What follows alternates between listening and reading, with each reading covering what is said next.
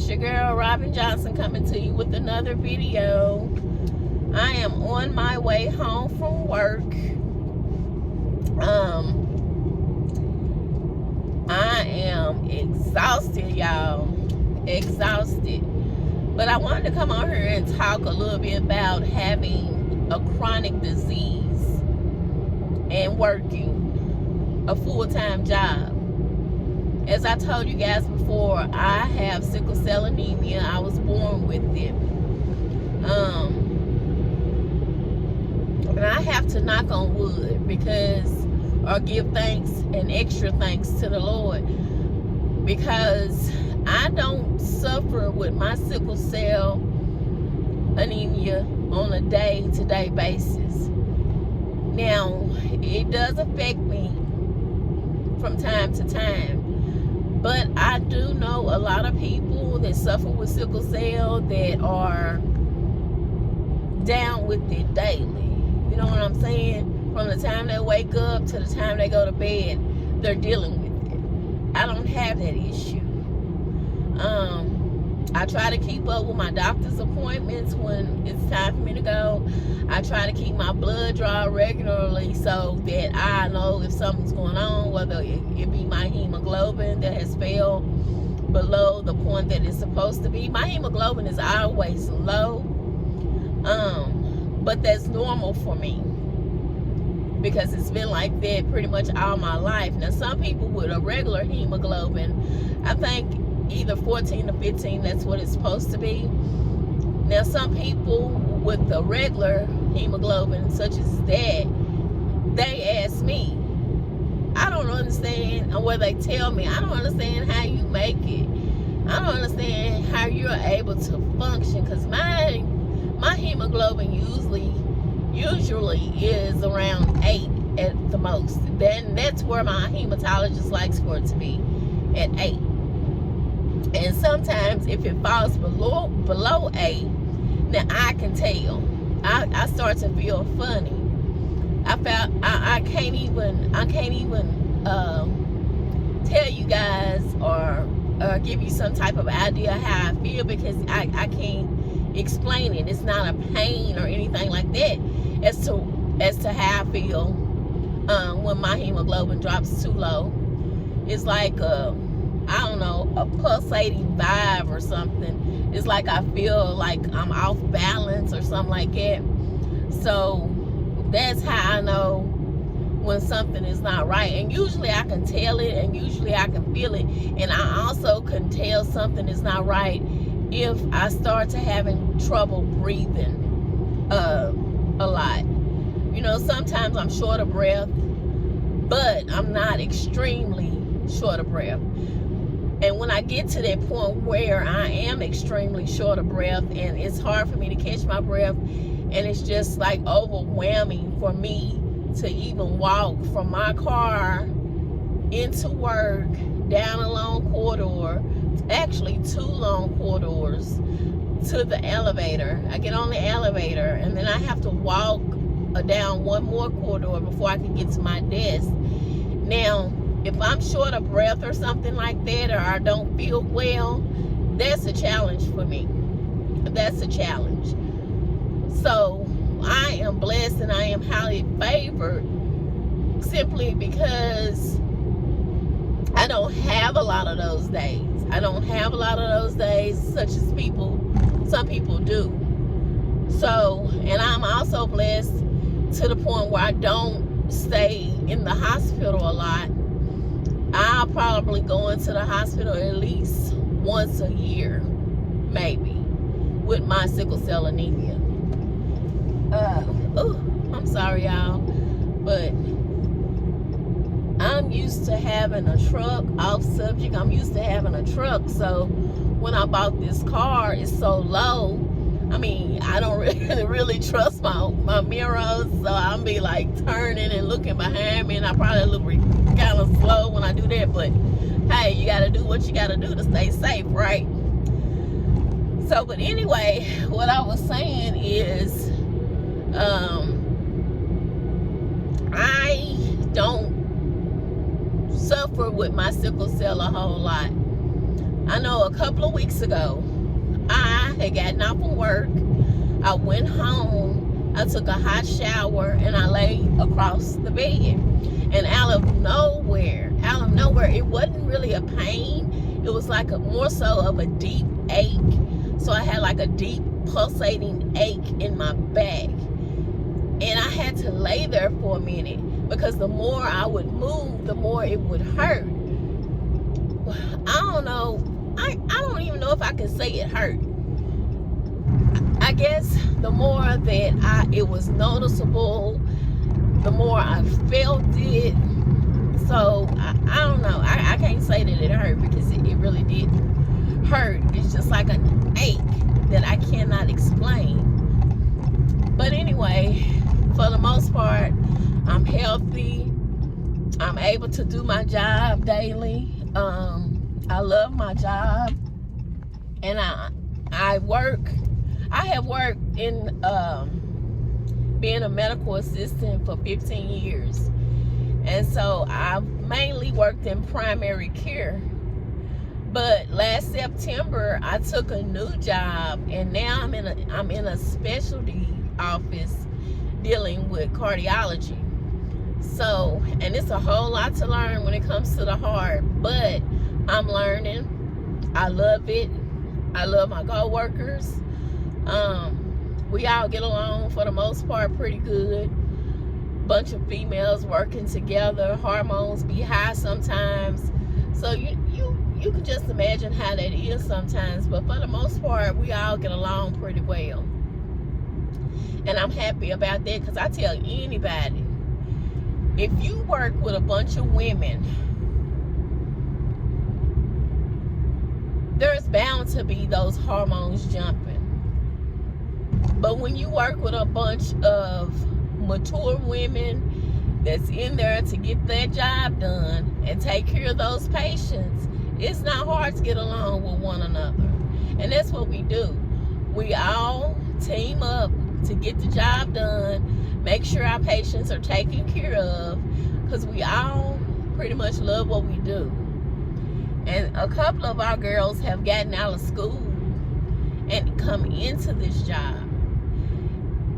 And they are so blessed because they are going to learn so much along with myself working in this. I'm always, from the last time I can remember, I used to tell people all the time, I want to be in cardiology.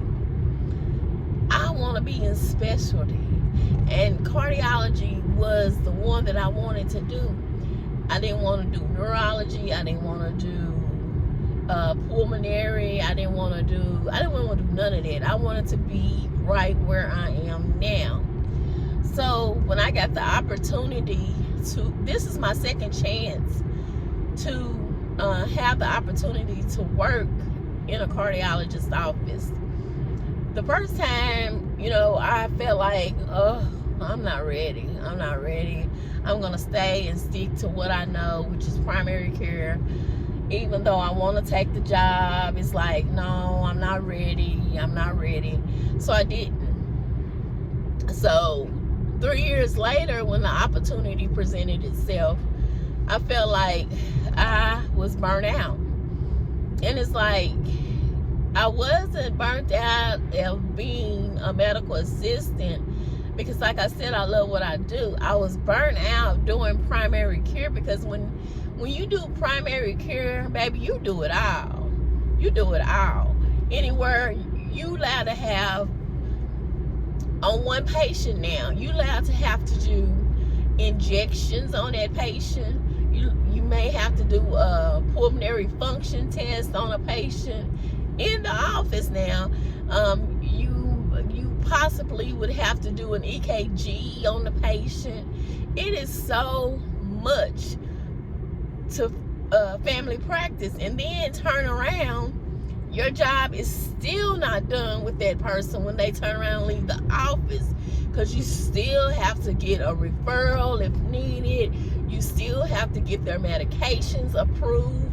And now with the insurance companies, it is so hard to get a person's medication approved. And this is something I don't have to deal with right now and too often. As far as trying to get a patient's medication approved, I don't deal with that part of it anymore, because when you work in a specialty office, you have different departments. Like when for example, when I worked in a primary care, we had to find time between rooming our patients, giving those injections, doing those PFTs, doing those EKGs. We still had to find time to answer our phones, to check our phone messages. And sometimes, honey, in a day, you may have 20 phone messages before lunchtime. And the way it worked, they will want you to get back in contact with those people that have called you in the morning. They want your providers or your managers, they want you to get back in contact with those people that have called you that morning. They want you to get back in contact with them that morning. You know, you have to find a way to call these people between rooming and take care of their needs and wants. Because in the afternoon, you got your whole set of new people to call and take care of their set of wants. Because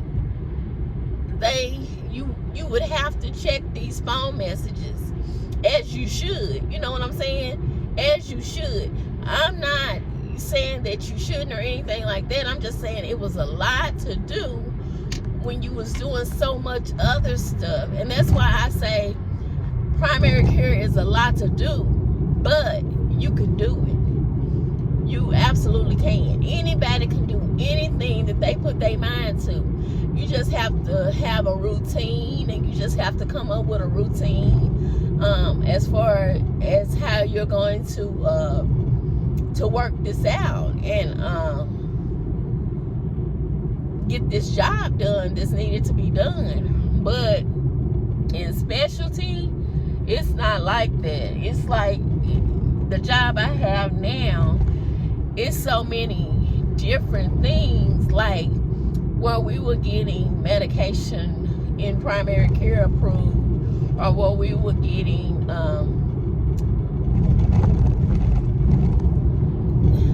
just the medication in general approved. Our nurse practitioners do that now. Or where we had phone messages that we had to get back to, we have PSRs for that now. And if it's something urgent, emergent, it goes to either myself at being an MA, or we also have a team. And this is how in specialty this team works, because these doctors are the doctors that you see when you're in the hospital and something is going on with your heart. That's the type of doctors we're working for. We're working for hospitalists, which they are. And they have their own group of people that they work with. They have people that they don't know they work with. Because some of the doctors, like my doctor, a week out of a month, he goes in the CICU clinic. And that's what he does all week long. So he doesn't have regular clinic. So while he's gone, his medical assistant, because he has 2 of us on his team, we prep his clinic for when he comes back the next week. We take his calls and do what we have to. We take his appointment and get them put on the schedule for him to see. And if it's something urgent, we take and we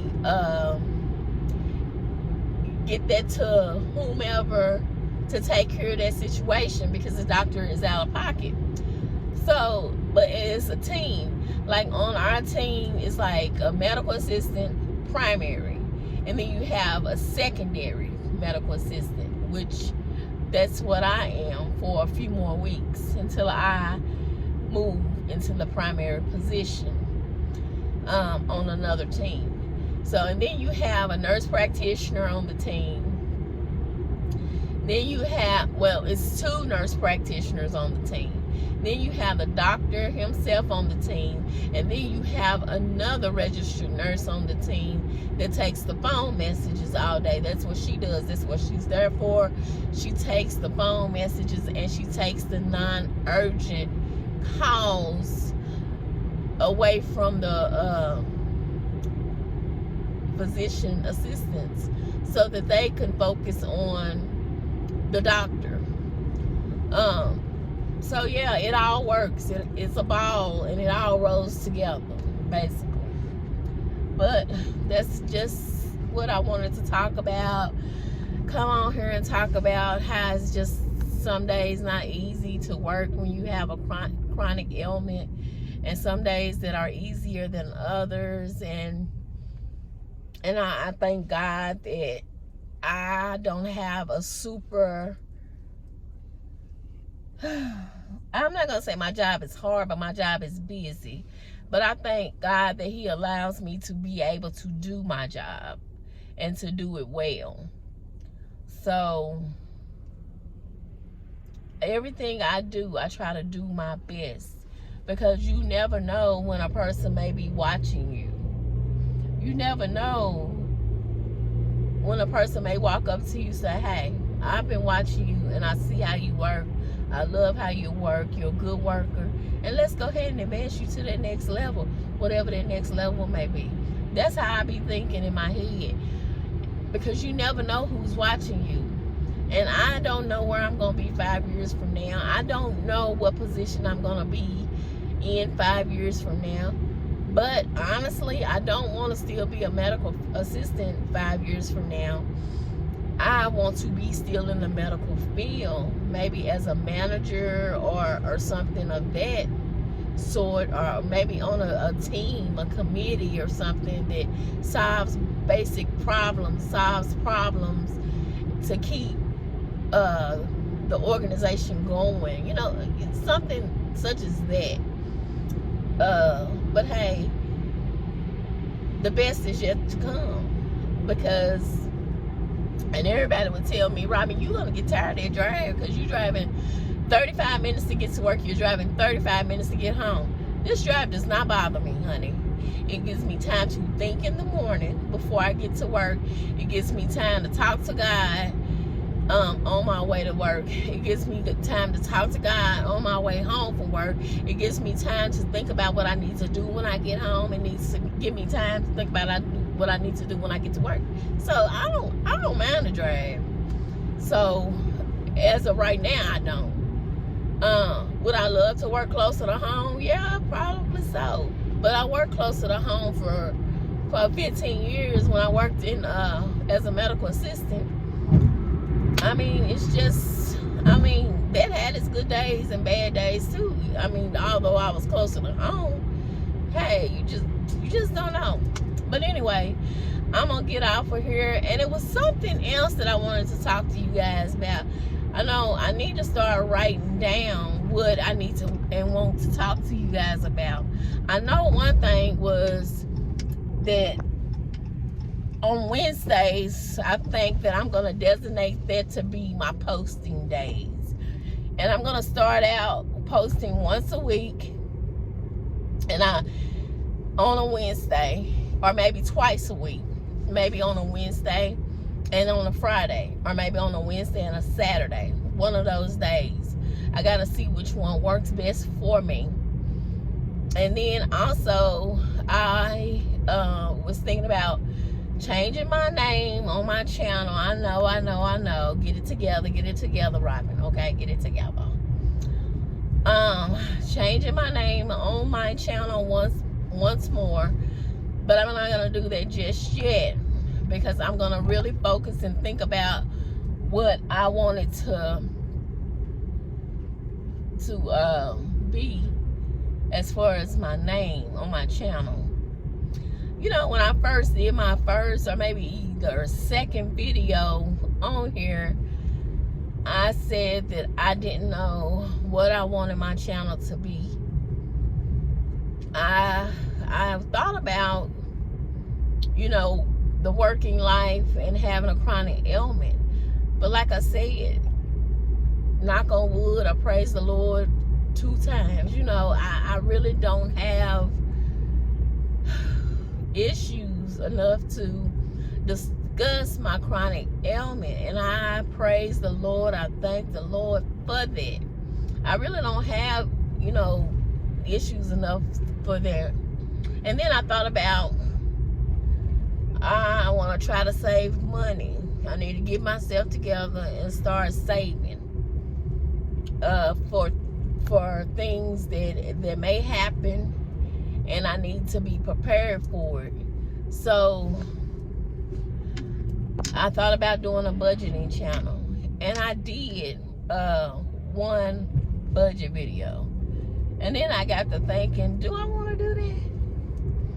Because I don't know where y'all from, but when I'm from, when people see you count money, the hands start going out like that, like, have you got? Can I hold? So, I don't know. Maybe I will incorporate some on my channel as far as trying to budget or whatever. But I'm going to go ahead and get off of here. I have made it home. And I want to thank you guys for coming along with me for the ride. Because I was kind of sleepy. So I want to thank you all for coming in and tuning in and keeping me focused so we could make it home today from work. Thank the Lord that we made it home today from work. My face is so shiny. So, but anyway, you guys drop down below, subscribe to my channel, hit that notification bell so you will know when I'm on. You guys have a good day. Be good or be good at it. Much love. Talk to you guys later.